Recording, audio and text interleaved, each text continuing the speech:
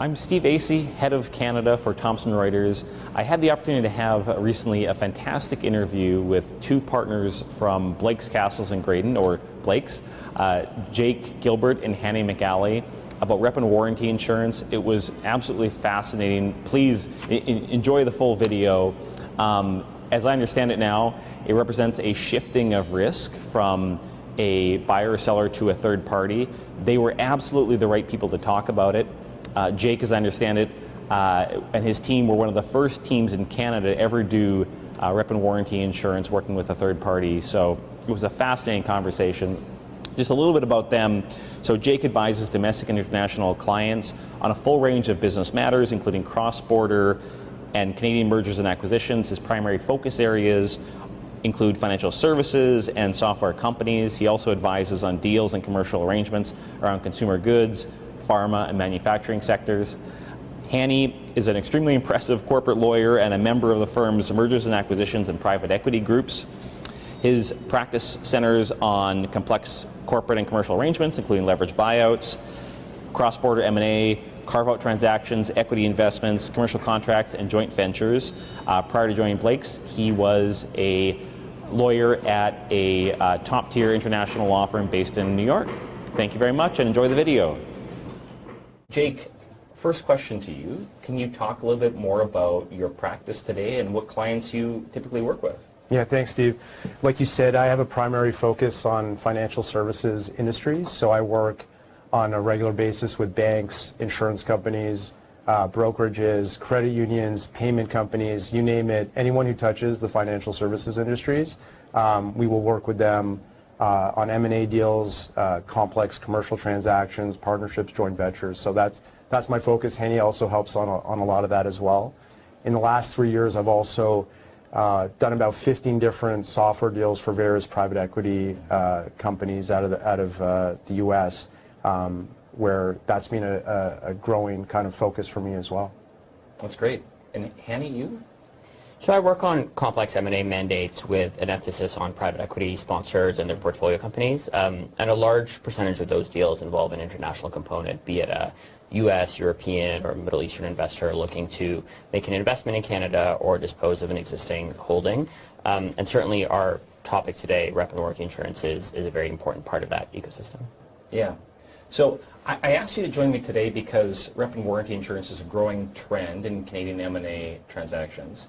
Can you talk a little bit about what it is and maybe give an overview of how it works? Yeah, for sure. Let me start, Steve. So for those not familiar with the product, the process really involves a buyer in a private M&A transaction going out to an insurance company and getting an insurance policy that covers the risks of a vendor breaching the reps and warranties that the vendor has given in the purchase agreement that it's signed with the buyer.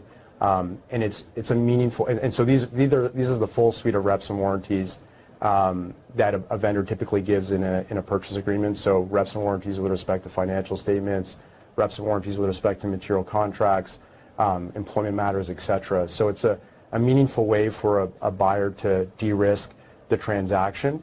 It's not a full de-risking of the transaction, but it is a significant shifting of a significant aspect of the risk of the transaction risk to a third-party insurer. So the product was rolled out in Canada in around 2016, and it was really seen as a novelty. We were involved with one of the main carriers at the time and helped them underwrite the product. And they only wrote like a handful of policies in the first couple of years.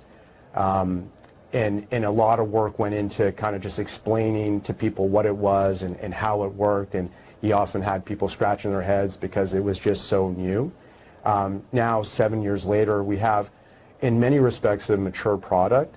And the prevailing stats are that 50% of deals in North America use rep and warranty insurance. And out of deals that have a private equity actor, it's much higher. It's 80%, if not higher. 80% of the deals are insured deals, so they use rep and warranty insurance. So we've gone from what was once a novelty product to a competitive advantage for the first movers, because at one point it was really a competitive advantage for private equity who was very comfortable with the product, and now we're at the point where it's just a standard feature of M&A in Canada.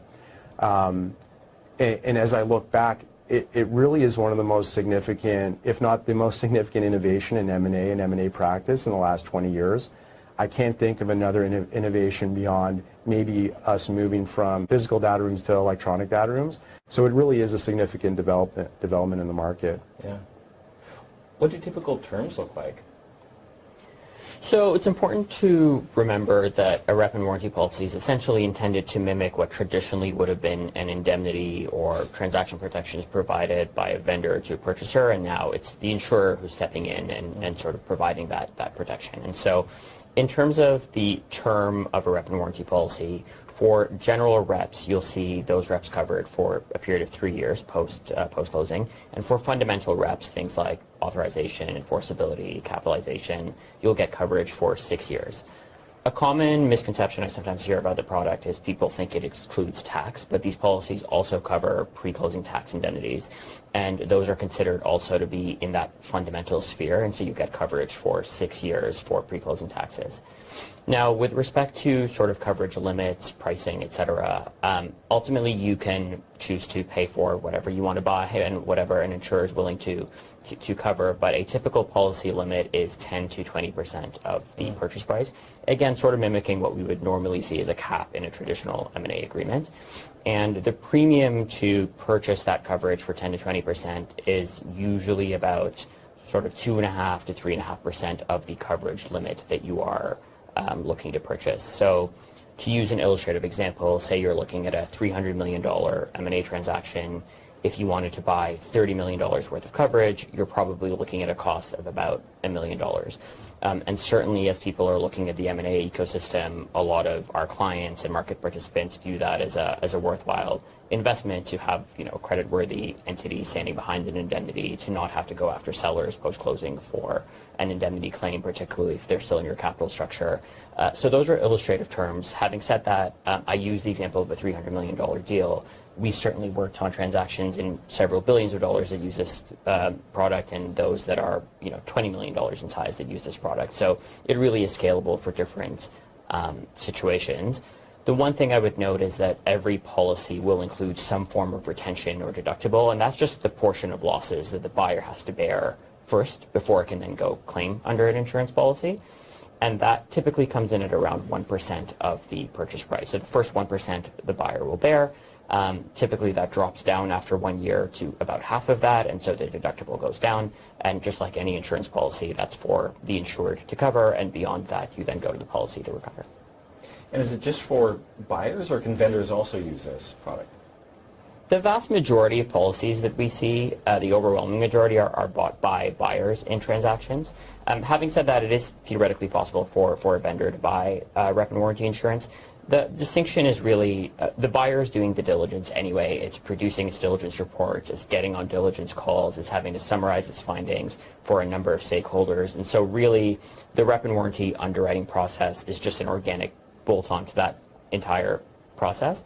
For a seller who already has so much going on in the context of a sell-side transaction, the notion that it will need to provide its due diligence questions and answers to an insurer, get on underwriting calls with an insurer, potentially, depending on the context, prepare some reports, is a bit of an inorganic addition to that. And so we don't see sellers often voluntarily prompt to get the product, but given the leverage that sellers have had in the market over the past few years, it's been something that could certainly compel buyers to get, particularly in a competitive auction process, and say, listen, for your bid to be competitive, you need to go out and get a rep and warranty policy that will kind of de-risk the transaction from our perspective as well as a seller. Yeah, and I'd add to that, Steve, I think beyond the premium for a buyer, it's really an incremental cost, and we can talk a little bit about that later in terms of getting rep and warranty insurance. As Hani alluded to, if you're a vendor and you have to generate all these internal diligence reports, that's more than an incremental cost. That's a significant additional cost that you have to bear. So I think that's why we also don't see the product being bought as much by the vendors. Yeah. Can you walk us through what securing rep and warranty insurance looks like? Yeah, for sure. So the process starts with the buyer directing its insurance broker to reach out to the insurance carrier market and asking for non-binding indication letters, or NBILs, and those will set out the carrier's preliminary pricing and preliminary policy terms. And on that basis, typically an M&A buyer will select its carrier of choice, and then it will provide the insurance carrier with all of the deal documents that it has to provide. So any updates to the share purchase agreement, updates to the disclosure schedules when they're available, all of the due diligence reports, and potentially also financial and tax information as well. It all depends on what the requirements are of the specific carrier or underwriter. Then the carrier will hire external legal counsel as its underwriting counsel, and they'll be reviewing closely the due diligence reports and the purchase agreement. And the underwriter will also hire potentially external financial, and also tax advisors as well. So that's the start of the process. The next step is the underwriting call, and that's the key feature really of the carrier's underwriting process. The call takes between an hour and a half to 2 hours, sometimes a bit longer, and it's really what happens is the underwriter and the underwriter's counsel go through about 2 pages of questions relating to the target's business, relating to the reps and warranties, relating to some of the deal aspects, and maybe bearing down a little bit on high-risk areas. It's not really a confrontational call at all. It's more exploratory. So you get that out of the way, and usually that can only happen after you've submitted the due diligence reports and the disclosure schedules to the underwriting counsel and to the underwriter. So then shortly after that call, you'll get a list of follow-up items most likely, and those are items that the buyer wasn't able to address either at all on the underwriting call or sufficiently on the underwriting call. And then you may also get a list of exclusions. And the exclusions are those reps and warranties that the carrier is not, at least it's their first position, that they're not willing to cover under the insurance policy. And you're seeing less and less of those because the market is much more, the carriers are much more comfortable with the product. But often if there's a rep and warranty that relates to a known risk item, that's going to be excluded. If there's a rep and warranty with respect to a high risk area, for example, if a target has operations in a high risk jurisdiction, those reps might be excluded as well. And if there's any reps that are forward looking, that's another one that get kind of backed out. So that's the start of the negotiation of the policy. So the next and final step is to finalize the policy, and really the focus is negotiating the exclusions. And so I think our recommendation would always be, listen, these are negotiable within reason. There's going to be pushback from the carriers, but you can come up with creative ways to restructure reps and to approach reps so that the initial starting point of the carrier to exclude it all actually goes away. So that's really the process. Is it a user-friendly product? Yeah, Hani, jump in too, but I think it's extremely user-friendly, and the popularity of the product is really a testament to that. I think in the early days, it was a bit cumbersome. People weren't familiar with the product. People were trying to sort out how to connect rep and warranty insurance to the larger transaction. So there was a learning curve, as you can expect, and there was some frustration and some misalignment that occurred. But now I would say it's a really well-oiled machine, and the rep and warranty insurance process is just really well integrated into the overall M&A transaction. And I'd say that the broker and carrier community are really, these are all former M&A professionals. They're really well built to move quickly, and I think we're seeing turnaround times from MBILs to actually finalizing a policy. Those are happening really, really quickly. So the brokers, again, and the carriers are really prepared to move fast, recognizing that in a lot of cases speed matters on a deal. Say to that point, probably the number one question I get from clients who are new to the product is, how is this going to implicate deal timing, and are we going to be able to get this done in time? And generally we say to them, just don't worry about it. It will fold in within your regular M&A process. You're producing diligence reports anyway in most instances. If you're getting debt in connection with the transaction, you're getting on calls with lenders to talk them through your diligence findings. A lot of the work is already within the broader M&A infrastructure, and there's, yes, definitely a few incremental pieces of work to actually get a policy bound. But as Jake indicated, all the market participants understand the pace and urgency with which M&A is conducted and certainly work to meet that timeline. Would you have any tips to make sure that the underwriting process works smoothly? As Jake mentioned, the space is highly professional. The carriers, the underwriters, the brokers are former M&A lawyers, investment bankers, accountants, so they know what a strong, robust, healthy diligence process looks like. So it's important at the outset to keep those fundamentals in mind. Do your lien searches, litigation searches, bankruptcy searches, do corporate record reviews, do comprehensive diligence. But in addition to that, just remember that first principles are that an insurer wants to know that there is a reasonable amount of risk that it is taking on with insuring a transaction. Not no risk, but somewhere within a reasonable range. And so if you identify any areas at the outset with your counsel that you think are complex or give rise to a disproportionate amount of risk, it's important to get ahead of that early in the process. So, Jake and I worked on a few examples involving a few transactions involving carve-outs where it's a broader enterprise carving out one division, and with that comes carve-out financial statements, certain asset transfers, and an insurer will want to unpack that and understand a little bit more. So early on in the diligence process, you may want to emphasize that element in your diligence report, talk to the financial advisors, make sure when they're doing a quality of earnings or financial DD, they're thinking about how the carve-out works with the broader enterprise. Same with high-risk jurisdictions, which Jake mentioned. No insurer will expect that you will retain local counsel in every single jurisdiction in which the target operates, or it may have certain material customers or suppliers. But if there is a jurisdiction that is very important to the business and there's a material number of employees there or a material amount of operations, you don't want to find out 2 days prior to closing or signing that an insurer wants to unpack that a little bit more or get an opinion or from local counsel as to the risk profile associated there. As counsel, what you want to do is identify those issues early on so you can frame your diligence accordingly. And so to that end, a very important piece of this is just working with advisors who know the product, know the players, know the types of risks that insurers are looking for, and certainly they can help coach you through that process. Please. Yeah, and Steve, I'd add to that because the underwriting call is so critical, it's really helpful to have a pre-call, especially with strategics who maybe it's the first time they're using the product. So have a half-hour pre-call, walk them through kind of what the expectations are from the underwriter and underwriters counsel, remind them it's not supposed to be combative, and make sure that it's better to say, I'll follow up with respect to that question than try and come up with an answer that could make things go sideways a bit. So definitely, because of the important nature of the underwriting call, just make sure people are prepared for that. You mentioned exclusions earlier. Are there any other downsides or limitations that people should be aware of? Yeah, I would say there's a few. The premium is maybe not a downside, but it's something that you'd have to pay for.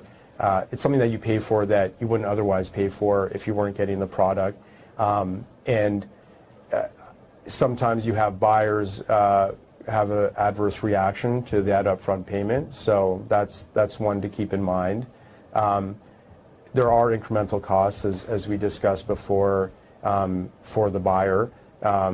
Those include getting ready for the underwriting call and coordinating the underwriting call, making sure that the diligence reports are as robust enough as they should be for an underwriting process, and then things like negotiating and finalizing the policy. So not I would say a really significant incremental cost, but there is some, and it could be higher depending on just the nature of the deal. And then as you mentioned, exclusions are a big one because that's a gap in your coverage as a buyer. One of the big ones is interim period breaches are not covered by rep and warranty insurance, even though there are products that are coming out that are intended to cover that. So interim period breaches are breaches of reps and warranties that occur between signing and closing. So if you have a period between signing and closing, the breach happens during that period, and also the buyer discovers the breach during that time. So although, as I mentioned, there's new products, usually what we deal with is that's a negotiated outcome. So in some cases, the buyer takes on that risk because there's a short interim period. If it's a longer interim period, there's all kinds of outcomes. So the buyer and seller can share the risk. There could be a cap. There's different ways of dealing with it, but definitely be mindful of how that is treated. And just as with any other insurance product, another gap is known items. So I think people understand insurance and understand generally that insurance doesn't typically cover known items, but this is one thing where if someone's new to the product, it's something they realize a little bit later, like, oh, if something's on a disclosure schedule, it's not necessarily, or it's unlikely to be covered by the rep and warranty insurance product. So you have to figure out how those items are going to be covered as a buyer in terms of indemnification. What are some of the key negotiating points in a transaction between a buyer and a seller with respect to RWI? So as we mentioned earlier, in an RWI policy, there's a deductible that the insured has to bear before it can then claim from an insurer. And so one of the negotiated items is the buyer going to bear that deductible, or is it going to be shared with the seller? In very competitive situations, sometimes you'll see a buyer say, you know what, I'll just eat that entire amount of damage before I go to the insurer. And sometimes that gets shared with the seller. And when it does get split or shared with the seller, sometimes a buyer will ask a seller to escrow that amount for a period of time so that it knows that the funds are there to bear a portion of the damages. So we find that item gets negotiated. We talked about premiums already. That's an obvious one where a buyer and seller can negotiate just who bears the actual cost of a policy. Often, again, it's just a buyer bearing 100% of the cost, but sometimes you'll see that split between buyers and sellers. And then the fact that there is an insurance policy doesn't entirely solve for the fact that some items will be excluded. And so how those exclusions are treated, whether you are looking to the sellers directly as you would in a traditional deal for full recourse, gets negotiated. And for certain things like fundamental reps, for example, where a policy limit might be 10 or 20%, often you'll see sellers willing to provide an indemnity for any damages over and above that cap. And so that often becomes a negotiated item as well. I will say, although the introduction of RWI introduces a few items to negotiate in a purchase agreement, it also takes a good number of issues off the table to facilitate the transaction. So you're spending less time as a buyer worried about the creditworthiness of a seller and trying to negotiate for a guarantor, for example, because you have a A-rated insurance company standing behind the indemnities and you don't have to chase after the seller. Typical indemnity provisions like caps and baskets and certain exclusions and definitions of knowledge, things that typically buyers and sellers would spend a lot of time negotiating, take a little bit less importance when a seller's may be providing limited indemnities, but there's an ability to rely on an insurance policy to recover. So although there are a few incremental issues that come up from a negotiating perspective, you also are saving some time and effort and taking some issues off the table. Where do you see the future of RWI going? I think rep and warranty insurance is here to stay for sure. I think it's such a user-friendly product. It's not a drag on the larger transaction, and I think people will still think that premiums are relatively reasonable. But I think the key variables to look at will be fees, exclusions, and claims. So if fees go up, if exclusions are broadened by the carriers, and it's hard to make claims under the policy and recover money, then that for sure will put negative pressure on rep and warranty insurance.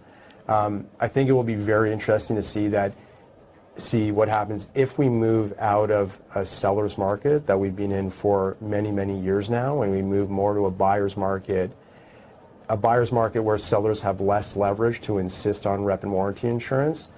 To see what happens then, and to see that if buyers aren't compelled to use it, will they still use it? I think that'll be a really important test for the product.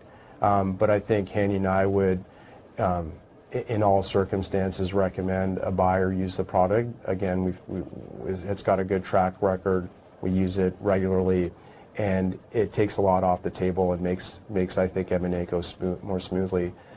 I think an interesting trend as well is we're starting to see brokers and carriers develop new products, new transactional risk products. For example, insurance products that deal with known tax risks and insurance products that deal with known contingencies like litigation. They're definitely being used, I think, in the U.S. and less so in Canada, but there's a real opportunity for that market to grow, so it'll be interesting to see what develops there. Thank you both very much for joining me today. I appreciate you sharing some insight about this emerging trend in Canadian M&A transactions. If people have more questions about this, how can they reach you? Yeah, well, thanks for having us, Steve. And yeah, if you want to reach Hani or I, you can find us on blakes.com, and happy to answer any further questions you have. Great. Thanks for having us.